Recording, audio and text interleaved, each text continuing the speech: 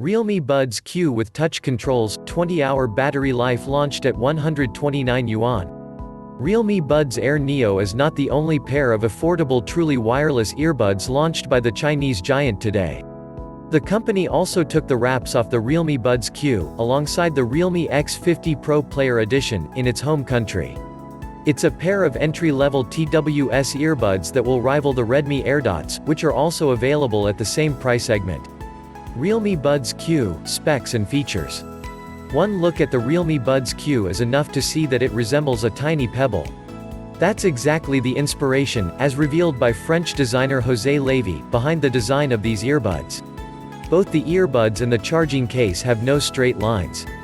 They are inspired by soft and round pebbles that fit the curve of the palm and the ear canal. Each earbud weighs only 3.6 grams while the charging case weighs 35.3 grams, which means it should be tiny and easily pocketable. The earbuds feature 10mm bass boost drivers as compared to the 13mm drivers found aboard the Realme Buds Air Neo.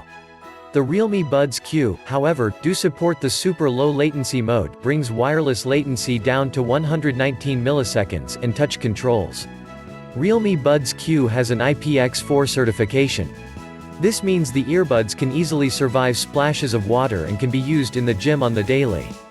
The company promises up to 4.5 hours of continuous playback on a single charge, which is pretty good for the price. There's no word on the battery capacity of the charging case, but you can get up to 20 hours of battery life, as promised by Realme. The earbuds connect to your smartphone over Bluetooth 5.0 and you can tweak the touch controls from the Realme Link app. Price and availability.